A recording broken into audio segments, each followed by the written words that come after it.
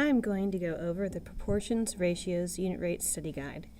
Question number 1 is a type of question that you're going to have to use cross products to solve because you can't multiply 200 by anything to get 440 evenly with a whole number. So that means I'm going to multiply 10 times 440 and 200 times x. When we multiply 10 times 440, we get 4,400, and then we're going to have to divide by 200 to isolate the variable. You could also look at it just like you're multiplying and then dividing. And of course the answer is 22. The second problem, you need to see which side of the proportion is the unknown. So we're going from here this way because we don't know x. So how could 8 become 4? We would divide by 2. So 12 divided by 2 is 6, and that's why B is the answer. Number 3, ask yourself, can I go from 5 times something equals 20? Sure. 5 times 4 is 20, so 3 times 4 is 12. Look at number 4. 5 times something is 80. Well, I do know that 5 goes into 80 evenly, but maybe I don't know how many times. So you can either choose to use your calculator to figure that out and then multiply 4 by that number, or you could just multiply 4 times 80 divided by 5. So 4 times 80, 4 times 80, try that again, divided by 5 is 64, and 64 is the correct answer. Number 5. 4 times 3 is 12, so 5 times 3 is 15. D is the right answer. Number 6. The male to female ratio in Italy is 48 to 52. Write this ratio as a fraction in reduced form. Order matters, so male to female, 48 to 52, 48 to 52. And then we can use our calculator to reduce, or you could just reduce it on your own. If I use the calculator, I'm going to enter my fraction, lock it in, and then I can push the simp key right here, simplify, enter. Notice it has a, okay, that glare is not good. It has an arrow down. That means it's not simplified totally, so we're going to push the simp key again, enter, and the answer is 12 to 13.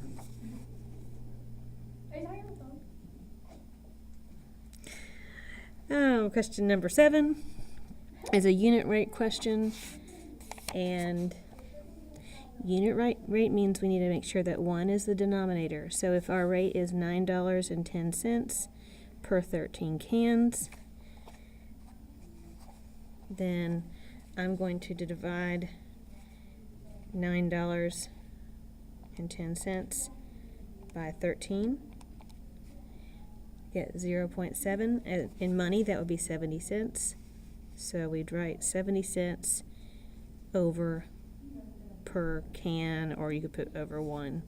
But you do need to have something on the bottom. Same thing with number 8. We'd have $6.75 per 9 cans. So we'd enter in our calculator $6.75 divided by 9, which would be 75 cents per can. Number 9, you want to write the ratio 2 other ways. You could say 8 to 28 or 8 over 28. Question 10. In Zelda's hometown, the ratio of cars to people is 300 to 1,000. They want you to write the ratio as a fraction in reduced form. 300 over 1,000. Remember the rule when you have zeros on the top and the bottom? You can actually cross through those. That's just like dividing by 100. which will be 3 over 10, which is our final answer. A writer was paid $4,000 for a 2,000 word article. Find the rate per word. So that would be $4,000 per 2,000 word article. I'm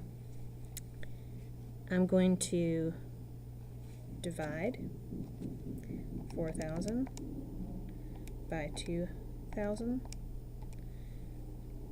and we can see that that will be $2 per word. Number 12. Again, you should start noticing a pattern. If you're missing something, we could multiply, then divide. That's the easiest way to do it, especially since you're allowed to use a calculator.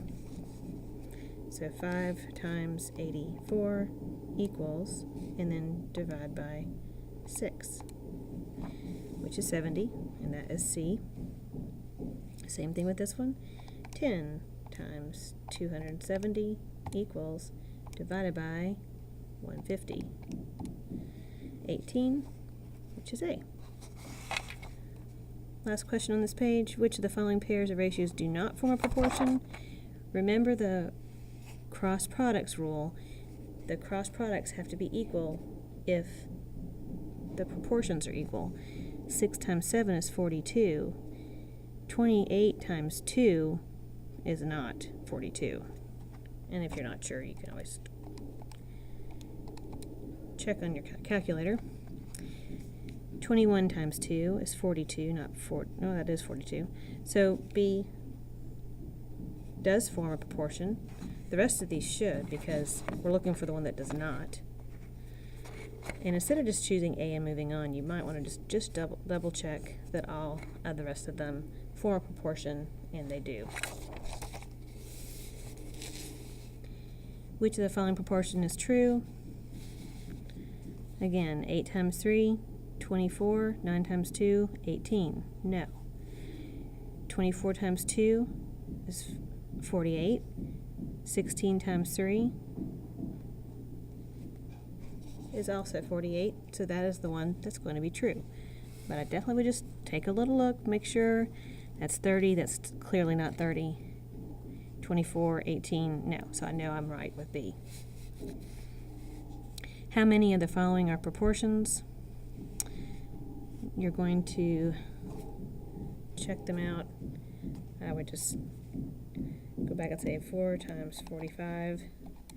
That's 180, so this has to be 180 if it's proportionate, and it is. So that one forms a proportion.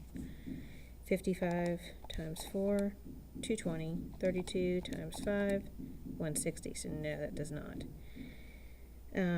Remember this, 4 times 55 was 220. So let's see if 44 times 5, yes.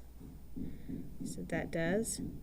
4 times 40, 160, and that's 200, so no. So just 2 of them form a proportion. Which of the following does not form a proportion with 3/7? So I would look at 3/7. 6 times 7, 42. 14 times 3 is 42, so yes, this one does. 3/7. 24 times 7 is 168. 56 times 3 is 168, so this does. Try to find the one that does not. 9 times 7, 63, and then 28 times 3, 84. So this is the one that does not form a proportion. Number 18 is the same exact type of problem. And we see that, I'm going to go a little fast just because this is getting kind of lengthy. 16 times 7 is 112, but 35 times 4 is 140. So that's the one that does not form a proportion. The last one, which of the following proportions is true, or next to last? 6 times 5, 30, that's 20. Nope. 30, 20. Nope. 45 times 2 is 90. 18 times 5 is 90, so this is the right one. Now the last one. Write the unit rate $6.80 for 8 cans. But we need to simplify it. So we would divide 8 into $6.80, which is 85 cents per can. And that is why D is the right answer. All right. Reply to this post if you have any questions.